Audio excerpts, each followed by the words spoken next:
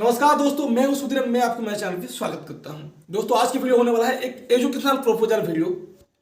आज हम एक डिजीज के बारे में डिस्कस करने वाले हैं।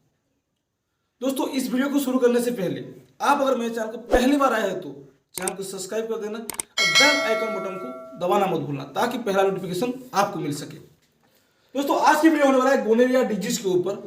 गोनेरिया डिजीज को बोला जाता है एसटीआई। एसटीआई का मतलब होता है सेक्सुअल ट्रांसमिटेड इन्फेक्शन। समझ गए? एसटीआई का मतलब क्या होता है कि सेक्सुअल ट्रांसमिटेड इन्फेक्शन होता है।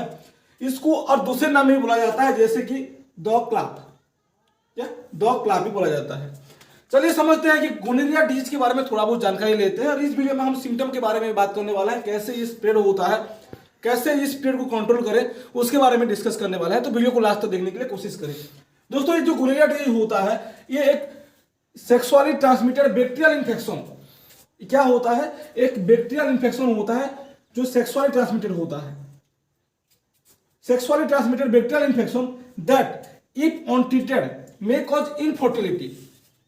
यानी कि आप अगर जो बैक्टीरियल ट्रांसमिटेड डिजीज आपके अंदर एंट्री कर गया है, अगर आप उसे अनट्रीटेड करते हो, ट्रीट नहीं करते हो डिजीज को, तो आपको क्या हो सकता है, इनफर्टिलिटी का सामना करना पड़ सकता है। इनफर्टिलिटी का मतलब होता है मेल और female reproductive disease which failure to achieve pregnancy. यानी कि मेल और फीमेल रिप्रोडक्टिव सिस्टम में, यानी कि मेल में भी दिखाई दे सकता है और फीमेल में भी दिखाई दे सकता है। अगर आप इस बैक्टीरिया के इन्फेक्टेड हो तो आप क्या प्रेगनेंसी अचीव नहीं कर पाओगे। समझ गए? यानी उसके बाद समझते हैं कि गोनेरिया डिजीज कौन सा बैक्टीरिया के थ्रू होता है। गोनेरिया डिजीज होता है जो बैक्टीरिया नेमली होता है नाइजीरिया गोनेरिया। नाइजीरिया गोनेरिया नामक एक बैक्टीरिया के थ्रू ये संक्रमित होता है एक इंसान से दूसरे इंसान तक, और इस बैक्टीरिया के थ्रू भी होता है। It target warm moist area of the body. यानी कि ह्यूमन बॉडी का कहा वार्म एंड मॉइस्ट एरिया को टारगेट करता है, इंक्लूडिंग क्या urethra, eye, throat, vagina, anus, female reproductive system. यानी कि ये urethra, eye, throat, vaginal, anus reproductive of system जो होता है, वेजिनल या फीमेल रिप्रोडक्टिव सिस्टम जो होता है, इन सारे जो ह्यूमन ऑर्गन होता है, ह्यूमन बॉडी का ऑर्गन होता है, इन सारे ऑर्गन क्या करता है, टारगेट करता है। क्योंकि इन सारे ऑर्गन के पास, इन सारे पार्ट्स के पास क्या होता है कि वार्म एंड मॉइस्ट बजाय रखता है, वार्म एंड मॉइस्ट रहता है ज्यादातर टाइम। ये कैसे स्प्रेड करता है इसके बारे में समझते हैं। एसटीआई यानी कि sexual transmitted infection, gonorrhoea the clot भी बोला जाता है इसको। STI spread from person to person through oral, anal और vaginal sex without a condom और बैक्टीरियल मेथड, बैरियर मेथड। क्या गोनेरिया एक इंसान से दूसरे इंसान तक कुछ स्प्रेड हो सकता है, तब स्प्रेड होता है जब आप ओरल, अनल या वेजिनल सेक्स करेंगे विदाउट यूजिंग ए कंडोम। कंडोम यूज नहीं करेंगे, और ये कंडोम यूज तब करेंगे अगर सामने वाला इंसान को, अपने पार्टनर को अगर इस डिजीज का परेशान है पहले से, इस डिजीज से शिकार है पहले से, अगर आप विदाउट कंडोम से यूज कर रहे हैं, विदाउट कंडोम से आप इन सारे सेक्स का यूज, इन सारे मेथड से सेक्स कर रहे हैं, तो आप इस डिजीज का, इस बैक्टीरिया से इन्फेक्टेड हो सकते हैं। और बैरियर मेथड यानी कि आपको अगर सामने वाला पार्टनर को अगर इस जो होता है इस डिजीज से परेशान है, यानी कि डिजीज शिकार है पहले से, तो आपको क्या कंडोम या कोई भी बैरियर यूज करना पड़ेगा। चलिए दोस्तों, उसके बाद समझते हैं कि उसके सिम्टम के बारे में, यानी कौन सा सिम्टम हमें देखने के लिए मिल सकता है। अब डिस्कस करते हैं उसकी सिम्टम के बारे में। जब गोनेरिया डिजीज होता है तो उसकी सिम्टम कैसा दिखाई देता है, यानी कि मेल में कैसा दिखाई देता है, फीमेल में कैसा दिखाई देता है, और कितने दिन लगता है इसको जो सिम्टम शो करने के लिए, यानी कि इंक्यूबेशन पीरियड क्या होने वाला है।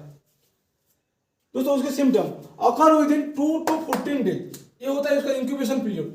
अकर within 2 to 14 days after exposure, however some people never develop noticeable symptom. यानी कि जब ये बैक्टीरिया कोई भी ह्यूमन बॉडी के अंदर एंट्री करता है तो 2 से 14 दिन के अंदर उसका जो सिम्टम होता है वो दिखाना शुरू कर देता है। बट कोई केसेस में कोई जो इंसान होते हैं, मेल हो गया या फीमेल हो गया, उन लोगों को नोटिसेबल सिम्टम यानी कि कुछ सीरियस सिम्टम दिखाई नहीं देता है। क्या दिखाई देता है मेल में सिम्टम कौन सा नजर आता है कि इन मेल केस में क्या होता है, with penis may not develop noticeable symptom for several week. कुछ हफ्ते के लिए मेल में कोई भी ऐसे नोटिसेबल सिम्टम नजर नहीं आता है, दिखाई नहीं देता है कुछ हफ्ते के लिए। बट अगर दिखाई देता है, if occur then the first symptom will be burning और पेन सेंसेशन ड्यूरिंग यूरिनेशन। अगर दिखाई देता है सिम्टम तो पहला सिम्टम क्या हो सकता है, मेल के केस में बर्निंग एंड पेन, जलने जैसे महसूस होगा या दर्द होगा यूरिनेशन के टाइम पे। अर्जेंसी ऑफ यूरिनेशन, जल्द जो यूरिन का महसूस होगा आपको। पस like discharge for penis from penis, यानी पस लाइक डिस्चार्ज मतलब येलो व्हाइट हो गया, ऐसे कुछ डिस्चार्ज होगा आपकी जो स्पर्म होता है, ऐसे डिस्चार्ज ऐसे ऐसे कलर का डिस्चार्ज हो सकता है आपको। स्वेलिंग और redness eight head of penis, penis की हेड में क्या होगा, स्वेलिंग होगा, फूल जाएगा या रेडनेस हो सकता है। इन सारे जो सिम्टम होता है वो दिखाई दे सकता है मेल के केस में। अब चलते हैं फीमेल के केस में। इन वुमेन के केस में क्या होता है, with vagina do not develop any symptom for gonorrhoea, कोई भी सिम्टम दिखाई नहीं देता है। इन डिजीज क्या होता है, गोनेरिया का डिजीज में कोई भी सिम्टम दिखाई नहीं देता है काफी हद तक। अगर दिखाई देता है कॉमन सिम्टम जैसे कि वेजिनल ईस्ट, यानी कि बैक्टीरियल इन्फेक्शन हो जाएगा अपनी वेजिना में। डिस्चार्ज ऑफ वेजिना का डिस्चार्ज होगा, जैसे पेनिस से होता है ऐसे वेजिना से होगा। पेन और burning sensation while urination, urination के बाद क्या होगा, वही सेम केसेस, जलने की महसूस हो सकता है या आपको दर्द भी हो सकता है। यूरिनेट मोर फ्रीक्वेंटली, जल्द क्या होगा, आपको यूरिनेशन का महसूस होगा, यूरिनेशन हो सकता है। हेवियर पीरियड मतलब अनवांटेड पीरियड, मतलब जो मेंस्ट्रुअल साइकिल होता है उससे पहले भी आपको पीरियड हो सकता है। पेन ड्यूरिंग सेक्सुअल इंटरकोर्स के वक्त आपको क्या होगा, पेन हो सकता है।